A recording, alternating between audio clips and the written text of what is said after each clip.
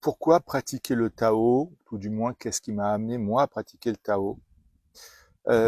C'est une question que je me suis souvent posée, où j'ai eu l'impression qu'effectivement, j'ai pas vraiment fait exprès de rentrer dans cette pratique.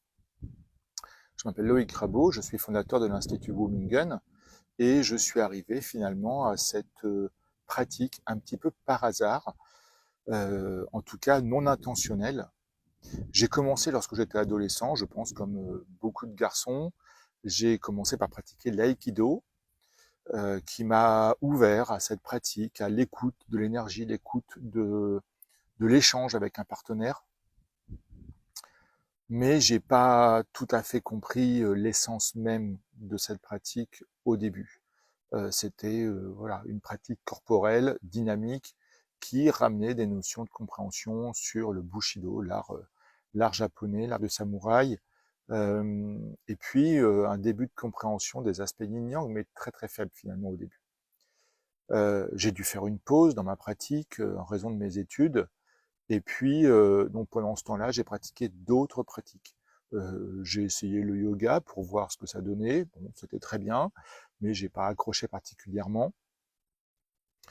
J'ai pratiqué aussi la sophrologie pendant un temps, qui a été très bénéfique, euh, notamment pendant mes examens. Et puis, pour avoir cette écoute un peu plus profonde de retour à soi par la respiration. Et c'est une pratique qui m'anime depuis ce temps-là. Et puis, j'ai redécouvert effectivement le Qigong relativement par hasard, avec une association qui a enseigné un Qigong issu d'une école traditionnelle. Et j'ai découvert cette école à fur et à mesure de la pratique. Et donc, j'ai découvert qu'effectivement, cette école, qui s'appelle Sanichuan, est dirigée par Georges Charles, qui est un maître ayant reçu son enseignement de la part d'un maître chinois qui s'appelait Wang Zeming et qui est arrivé en 1949 en France, suite à la révolution culturelle en Chine. Et donc Wang Zeming est arrivé avec tout son bagage, entre guillemets, toute sa pratique, et il a transmis toute sa pratique à Georges Charles, qui est devenu l'héritier finalement de la lignée. Donc quand on parle de lignée, on parle du Ling Baoming, la clarté du joyau merveilleux. Et donc, au sein de cette lignée, nous pratiquons un certain nombre de formes qui sont des héritages des différents courants qui ont été implémentés au fur et à mesure des siècles et des millénaires, j'ai envie de dire, puisque effectivement le Tao Yin, donc le Tao Yin Qigong, le travail énergétique de santé, l'entretien de la santé, a été codifié aux alentours du XIIIe siècle. Dedans, on va y retrouver aussi des éléments qui étaient déjà codifiés, transmis depuis la duchesse de Dai, donc au IIe siècle avant Jésus-Christ, et que l'on a retrouvé par la suite dans son tombeau à Mahon-Tsui en 1972, donc assez tardivement. Et donc, dans notre lignée, nous avons un héritage particulier qui va remonter au général Liu Fei, qui a été adopté et qui a reçu les enseignements du clan Wang de Yu. Et de cette école, de ce clan, nous avons reçu une pratique de bâton, le bâton Tanglang, bâton de la menthe religieuse. Nous avons reçu également le bâton de l'énergie de la duchesse de Dai, qui est un bâton de santé, en fait, un Qigong par le bâton.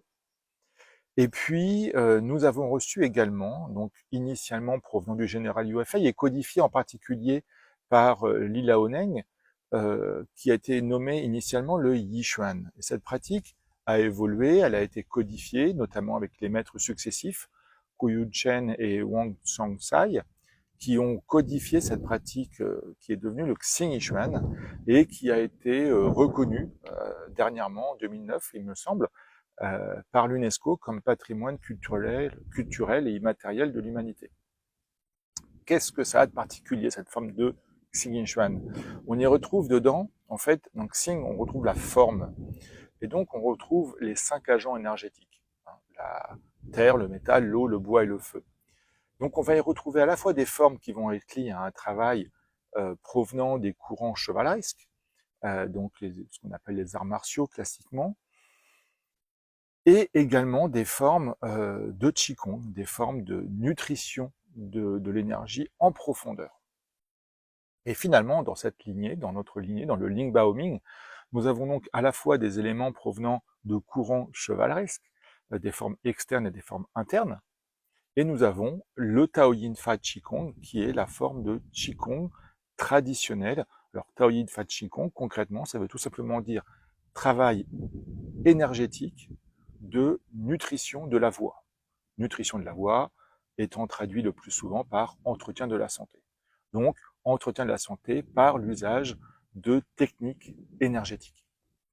On est donc dans la tradition classique de travail du Qigong. Et par la suite, effectivement, alors ce qui nous vient toujours de Georges Schall, on a un héritage sur les formes dites externes, donc d'origine bouddhiste, qui sont notamment le Xi Shui Jing, qui est le travail de purification des moelles, et qui est un enseignement bouddhiste et qui précède en quelque sorte le travail du Yi Jin Jing, qui est un peu plus connu dans plusieurs écoles, qui est le traité de transformation des muscles et tendons. Donc tout un travail de renforcement et d'assouplissement des muscles et tendons. Donc comme vous voyez, effectivement, il y a beaucoup d'influences. Pour ma part, j'ai approfondi le travail sur les Badwa Jin, donc qui sont originaires de UFA, du général UFA. J'ai eu envie d'explorer ce travail-là, et donc j'ai réalisé un DVD en 2013 sur les 8 pièces de Brocard, donc, qui m'a permis effectivement de découvrir la richesse de cette pratique, et ce qui curieusement reste une pratique très très fréquente, pratiquée aussi bien par des grands maîtres que par je dirais, les gens du peuple au quotidien, puisque la série est relativement simple à acquérir et elle a un grand nombre de vertus énergétiques. Donc c'est un excellent travail d'entretien au quotidien. Pour ma pratique, ensuite, je me suis ouvert aux arts métaphysiques il y a quelques années, donc ça date de 2022 environ. Et donc j'ai étudié le Xuan Shui, donc ce qu'on appelle l'art du mystère, donc l'usage de mantras et de talismans, qui est venu compléter ma pratique de Reiki. Et également, j'ai étudié le I Ching, donc c'est un début d'études. Là, je suis en train de continuer à travailler justement sur ces modèles.